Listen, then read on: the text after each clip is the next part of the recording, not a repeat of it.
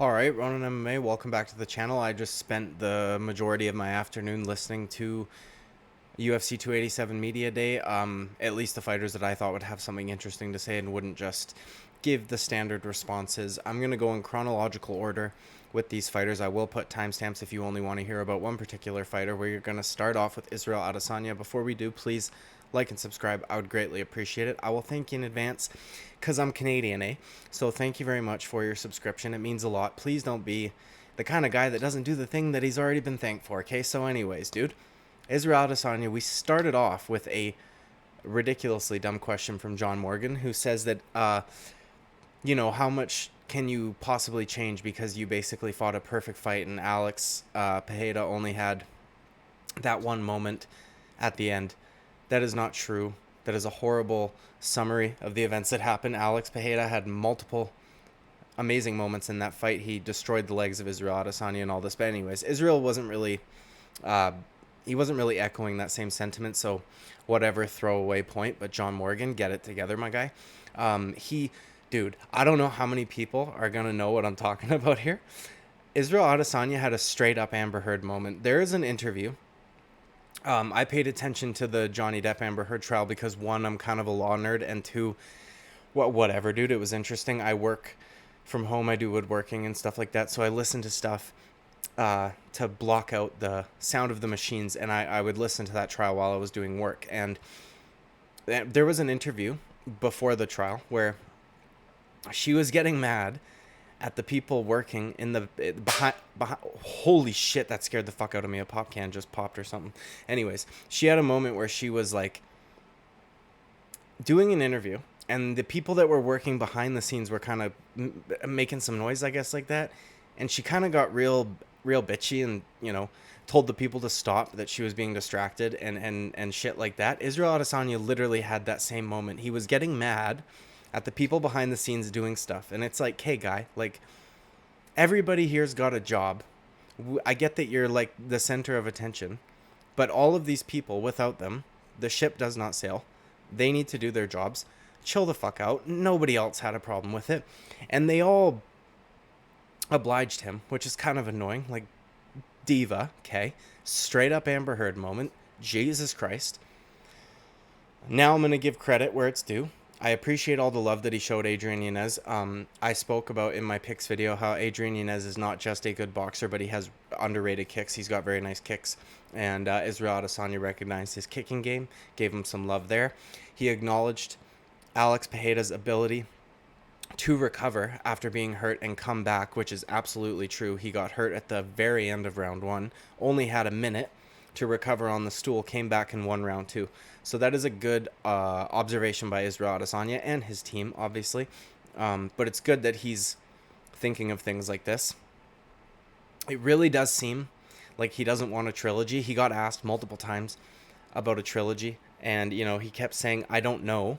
But then he would say quotes along the lines of, like, he who has the last laugh laughs the hardest, or something like that. And, like, I don't keep score, I settle them, all that nonsense that he says, all those cliches. But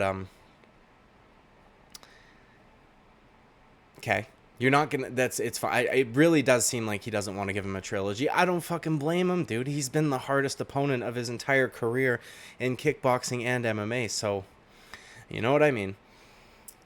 He said this quote a couple times. He goes, he seemed, first of all, he seemed real cunty towards everyone, which I thought was weird. I don't like that he is, like, rude to the media members, because without MMA media, your shit doesn't get blasted everywhere. And yes, you had a following before, because you're like a Zoomer, essentially, not in your age, but the way that you act on social media. So he had a good following there, but without the media, like, this shit doesn't really exist. Like, the media's needed, as annoying as they are. But he seemed to be being a little bitchy. He said this a couple times. He said, say less, do more.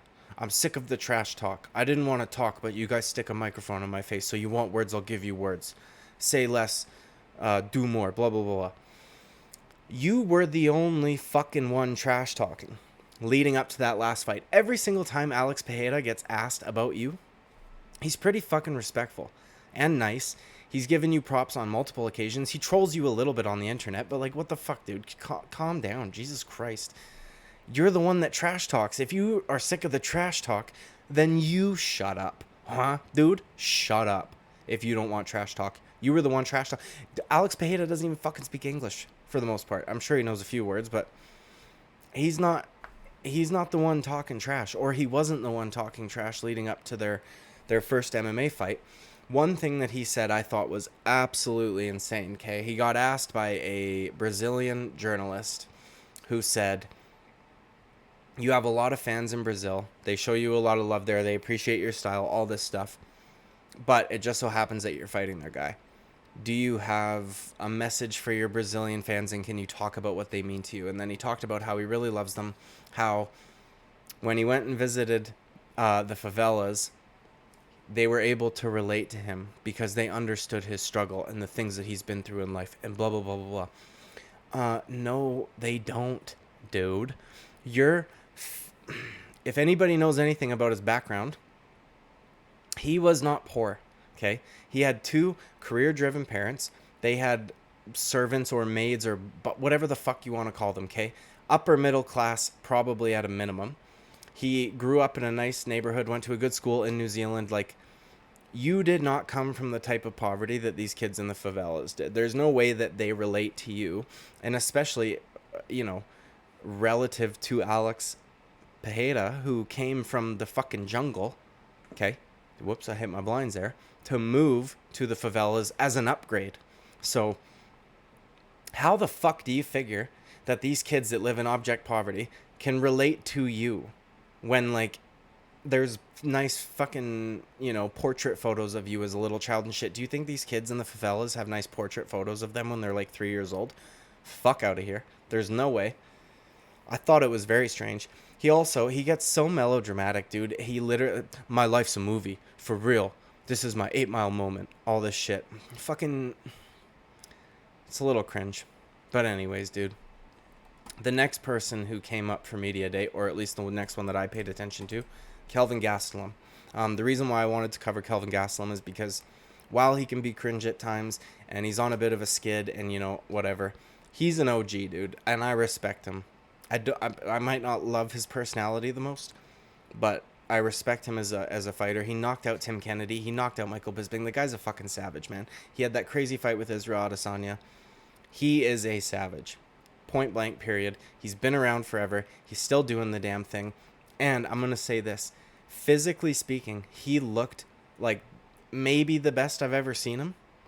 He didn't look like he had a whole lot of body fat on him. And I know that they're most likely cutting weight right now, or at least he might be, but he didn't look dehydrated. He just looked fit. And credit where it's due again, okay? I threw shade at his fucking hair because I said that you don't have enough hair to have a man bun. Don't do that goofy little fucking man bun. He's grown it out since a bit. His hair was on point, okay? I don't care if that's sus. I've got a thing for hair, if you hadn't noticed. And I would imagine come fight night, he's probably going to have a little man bun because now his hair's like sticking up quite a bit. He seemed unbelievably happy and like stoked to be there. There were a few answers that made me think he might possibly be taking Xanax because he's stumbling through them and he's just so fucking happy. And it's like, hey, dude, are you on Xanax? I think you might be. But I'm glad that he's in a good place. He said he was depressed and stuff like this beforehand and whatever, and now that he's physically, mentally, spiritually, all this shit, he said he's, figured it all out. He's good to go. I like to see that. I picked him to lose. I kind of hope he gets the win, though, because I don't have, like, any sentimental attachment to Curtis Blades, or, fucking what, dude? Chris Curtis. Am I deranged? Anyways, dude. Is that even his name? I can't even think of it now. Fucking whatever, dude. Pulling a Dana White here. KELVIN GASTELUM is an OG, and I respect him. I want him to do well. I don't want him to go out like, the way we see some of our OGs go out. So, anyways, next guy up, dude. Alex Pejeda. Potato, whatever you want to call him, dude. Bro, saying this guy is cool as a cucumber is a fucking massive understatement. This dude is dry ice, okay? This dude is stone cold fucking Alex Pereira. He just sits there. Oh man, again, cool as a cucumber is not strong enough. That's what I was thinking when I wrote my notes. I'm like, that's not even fitting enough. So I looked up what's fucking cold as shit, dude, and dry ice is cold as shit. The guy's dry ice, okay? Also, there is a language barrier. Obviously, he speaks Portuguese, and he doesn't speak a whole lot. So he might not get the credit that he deserves when it comes to fight IQ in the way that he studies the game and stuff like that. He was asked about, you know, the narrative that he was getting dominated up until that point. He said, "Yeah, I don't think I was," and obviously this is being translated from Portuguese. But he said, "I was winning the first round until the very end. I came out and won the second round." And then he said, and I was glad that he realized this and called it out, because everybody keeps acting like Adesanya just fucking blast double-legged him, took him down, and beat the shit out of him for an entire round. He said it wasn't a takedown. It was a scramble. Like, I went for a takedown. He out-scrambled me. He ended up on... Like, it wasn't a fucking takedown. Which means, or leads me to believe, that he's growing his knowledge in the grappling department, which I like to see, especially from a guy who's like 35, 36 years old, still learning, making improvements. It's good shit, man. He's not just the fucking big powerhouse, like, clubbing forward like people think he is, okay? He was also, no, I already talked about that, Jesus Christ. He got asked about people who say that he's too big, which I get irritated by, because I'm like, the guy hasn't missed weight. Leave him the fuck alone, okay? He hasn't missed weight. Why are you guys talking like this about Alex Pereira when you've got guys like Marvin Vettori and Paulo Costa who weigh the same, and we've got a guy in Paulo Costa who showed up at Fight Week fucking 205 pounds, okay? They walk around 230, like, this is what Pereira weighs. Just because he's a bit taller, you know what I mean? It makes him look ginormous. The guy fucking makes weight. I don't know if he's missed weight ever in his career. I don't remember him missing weight in kickboxing, pardon me, maybe early on, but Jesus fucking Christ, dude. Leave him alone, okay? And he basically said, like, it's silly. If I can make the weight, what's the problem? My body, when I age enough, will tell me when I can and cannot make the weight. So as long as I can make the weight, I don't see there being a problem. I've made this weight throughout my career. Done deal. Like, people didn't really give John Jones shit for fighting at 205. There were some people who were like, fuck you, go up to heavyweight. I mean, we've seen what he can do at heavyweight, but just because he's got the body type that he has doesn't mean he shouldn't be in that weight class, or that he's cheating being in that weight class. So it's just fucking weird to me, man, that people even talk about that. But he had a very good response to it. The Pikachu, pardon me, jacket moment was kind of funny, and they said, you know, I bet Israel Adesanya would like that jacket, and he says, yeah, but it's mine. And obviously he was trolling Israel regarding some Pikachu shit, I don't fucking know, online, but again, he gets at I can't understand how anybody could, like, not like this dude. I get if you're an Izzy fan and you want Israel to do well, but he gets asked about Izzy, and he is ultra respectful, gives big ups to his game, says he's a special fighter and all this shit. Like, he's not diminishing him in the slightest. And also, I'll credit to Adesanya. He got asked about, you know, what kind of an opponent is Alex Pereira, and he also gave him big ups. I think it's going to be hard for him to talk any fucking trash when he got finished last time, and he got finished the time before that, and you know what I mean? People also were bringing up, well, you know, there's people saying that he had an off night, and, like, what would you say to that? And he's, again, this shows very good fight IQ, to me at least anyways. He goes, no, I made him fight like that. He wasn't fighting like that because he had an off night. I made him fight like that. If he was fighting anybody else, he would have had a fine night. And, like, I know what he means, man. Israel Adesanya does not like being put in a position where he gets outstruck. Or whatever the fuck, dude. When somebody's beating him in the striking department. And maybe not in the entire striking department. Maybe not meta, but on a micro level. Alex Pereira winning the leg kick battle. Shit like that, right? He's not used to that. Usually he's the one that's fucking dude legs up. Dude, I just like slurred there. My bad. He doesn't like it, and we've seen it once before in his MMA career, right? When he's fighting Jan Blachowicz. Jan Blachowicz has fucking I don't know, dude. Like hardened steel. Like his shins have been fucking dipped in hot oil. They've been quenched. Okay, hardest shins on planet Earth. His fucking feet are shaped like that. It is the strangest thing. Jan Blachowicz was also winning the leg kick battle with Israel Adesanya, and once that happens, a huge portion of his game gets taken away from him. And that's what he means. Like, no, I made him fight like that. Okay?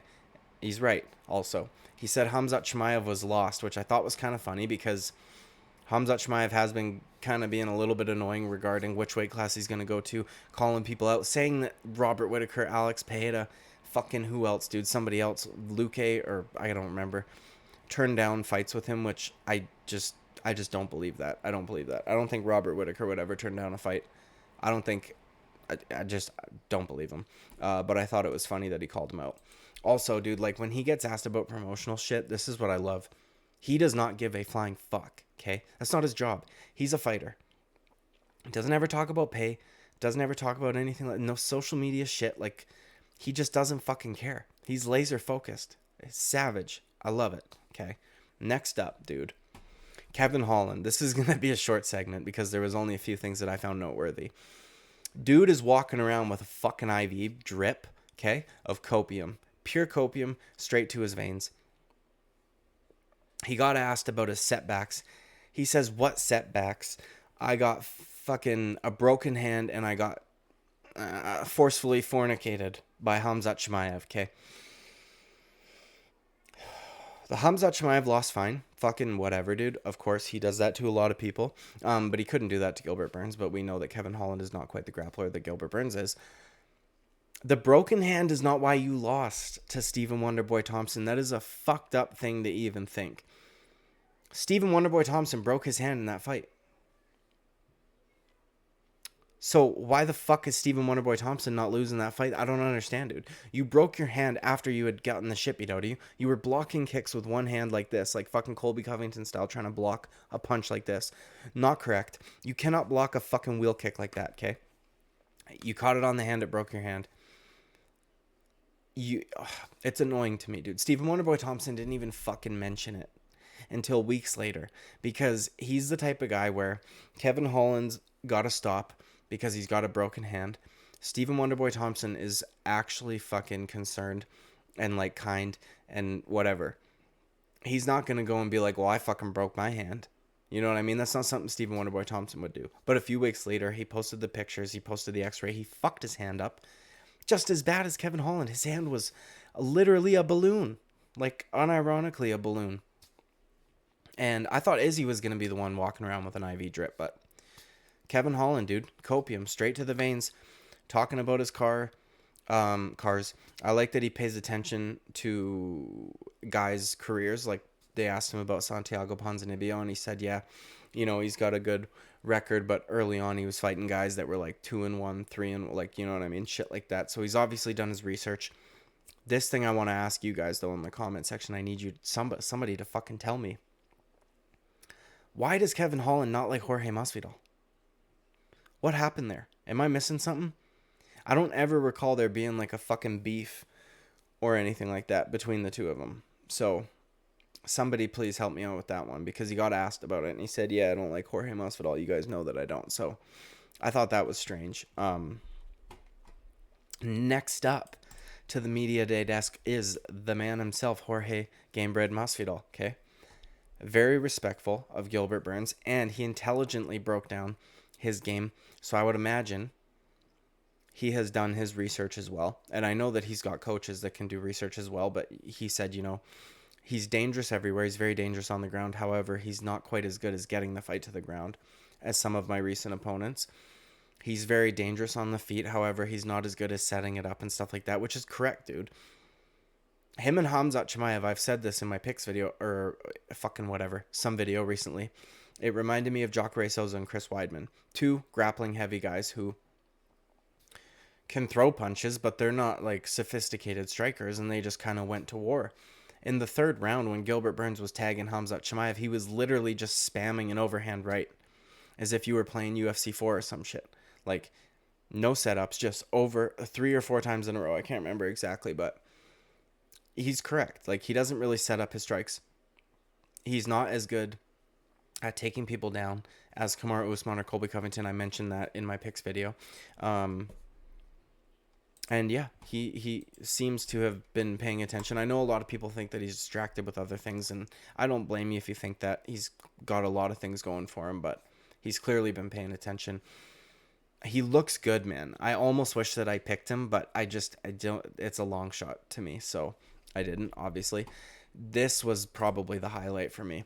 There's people that are not going to like this part for a multitude of reasons, but the guy is a fucking professional at denying or talking about crimes, right? Like, allegedly, I didn't do shit, blah, blah, blah.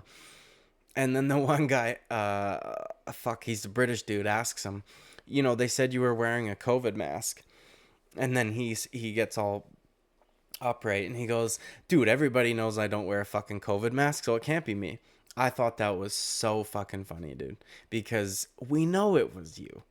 But it was just hilarious because he was so against that shit during the pandemic. And, you know, I don't fucking disagree with him, so whatever. But what I do find funny is that he doesn't get shit from the media the way that Colby Covington does. He has the exact same politics, if not more extreme, okay? Like, Colby Covington says the same kind of shit, but he gets horrible articles written about him, talking about what a fucking dirtbag he is, basically. Jorge Masvidal's up there like, yeah, fuck those COVID masks, and they're just, like, laughing along with him. And I'm like, okay, dude, pretty sure all of you meaning all the media members, were on that side of things. Maybe I'm wrong, but I would imagine. Journalists seem to lean that way. But yeah, I thought it was great because I fucking agreed with him with that shit, which if you disagree with me, then I'm sorry, but it is what it is, dude. That's literally one of the reasons I moved from the suburb that I lived into to out to the sticks in the interior of British Columbia here, because the suburb that I lived in, I would get fucking relentlessly shit on and yelled at by people when I would walk into Walmart without wearing one of the fucking face diapers. And yeah, people literally ask me, oh, well, you better be fucking juiced up or whatever. And I'm like, what? Are you a stranger? Do you know me? Did you literally just ask me my medical history and I've never fucking met you before in my life? Like, where do you get the gall to do that? But regardless, dude, it's weird that Colby Covington gets shit on and Jorge Masvidal gets a pass with this shit, dude. Another funny moment was him bringing up the fact, well, Colby Covington can't fight. He's got a brain injury.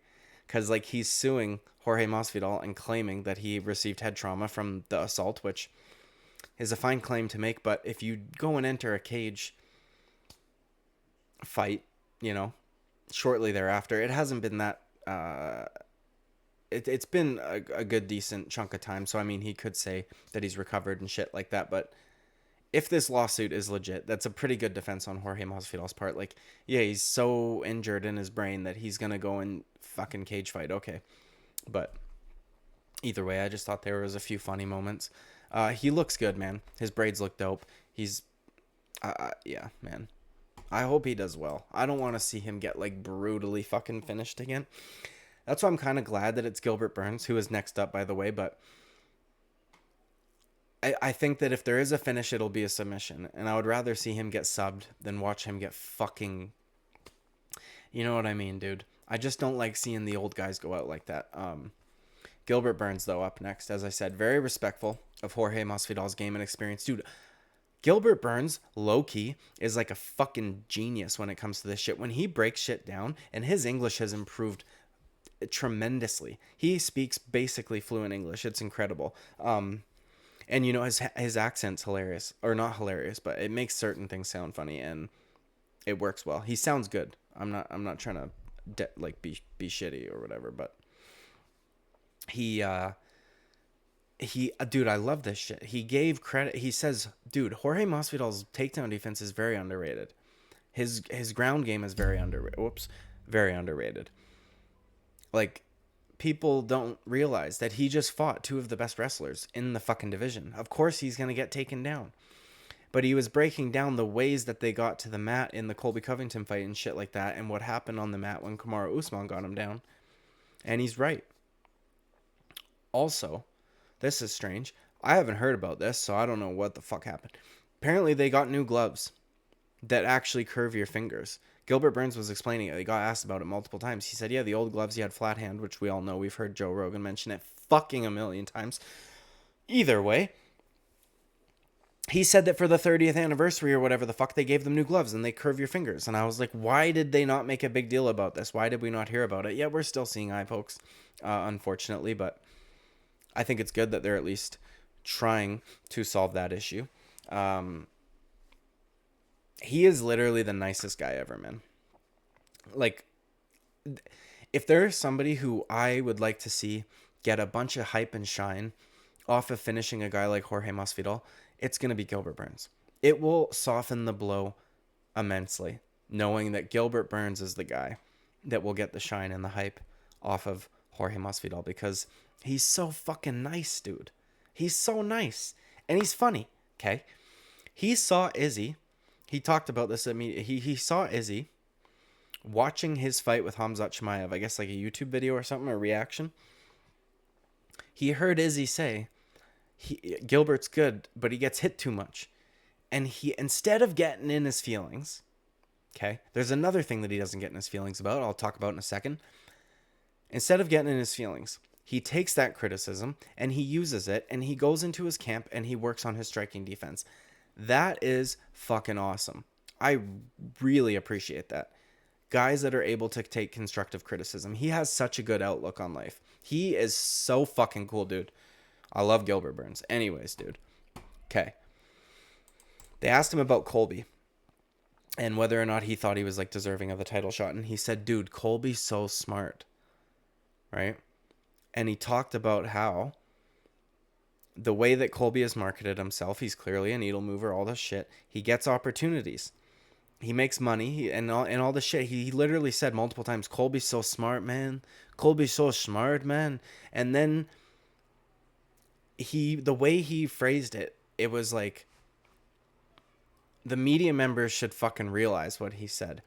Basically what he said, because he goes, when Colby weighed in for that fight, Leon Edwards versus Kamaru Usman as the backup, he said nobody was talking about what happened in the fight. Everybody was talking about Colby Covington. And he's right, dude. All of you whiny fucks that complain about him getting opportunities and shit are the reason he gets these opportunities. Basically what Gilbert Burns said is, all of you fucks talk about him, so he get, like, you know what I mean? And I thought it was brilliant, especially, dude, coming from a guy where English is his second language. I know he lives in Florida and whatever, but clearly English is his second language. The way being able to articulate that in a way and not be all up in your feelings, I thought it was quite impressive. You know, he said, he goes, no, man, I'm not the kind of guy to get upset like that. And he goes, maybe Bilal, but not me. I thought that was funny because Bilal has been being a little bitch lately. But anyways, he talks about how much he studies, which I appreciate that a lot. I thought it was fucking awesome that, dude, he's so much smarter like than people would give him credit for, because he doesn't, I don't know why he doesn't really talk about it. But now that the media keeps asking him like to break down things, you're like, holy shit, this guy's a fucking genius. When it comes to the fight game, obviously. He wants to slap Brock Lesnar in the face. I didn't know there was anything going on there, but he doesn't like the way that he came into the cage and pushed DC, which I thought was funny. He wants to, I want to slap that guy in the face. I thought that was fucking hilarious. That guy's a giant. Imagine Gilbert Burns going up to him and fucking slapping him in the face. Jesus Christ. Hilarious. Anyways. Also, dude, multiple based fighters on this card. This is going to be the last point I make anyways. Gilbert Burns, they asked him why, and this is another guy. He's not getting shit on for the same fucking opinions that Colby Covington would get dragged through the mud on. It's very strange. But anyways, dude, he got asked why he doesn't like airports and how happy he is that this fight is at home, essentially. And he said, yeah, you know, you get in there and that some of them, they still make you wear the dirty masks. And I thought, fuck yeah, Gilbert, dude, get him, dude. But nobody, people are like laughing along with him. And I'm like, since when do you guys find this shit funny, you fucks? But anyways, man, those were the most interesting things I thought that happened during media day. I'm sorry if I sound like a fucking bumbling idiot right now. I usually film these things in the morning, right? So I think that my morning energy is a little bit less and I'm able to articulate things better. Midday, though, after a fucking Juneberry Red Bull, dude, incredible. I am flying. So anyways, dude, like and subscribe. I would greatly appreciate it. I'll thank you in advance because I'm Canadian, eh? So thank you very much, eh? I greatly appreciate it. And I will see you at the next video. Also, please fucking check out the video I did on Israel Adesanya and Alex Pereira rematches because I think that was one of my most well thought out videos. A point that I haven't seen anybody make. And I want that one to blow up. For some reason, my Valentina Shevchenko video is blown up a little bit. Relative, obviously, to my viewership normally. But still. I want this one to be seen because I think that it's a good point and it's going to play into how this fight plays out. At least I think so. Anyways, see you at the next video. Bye-bye.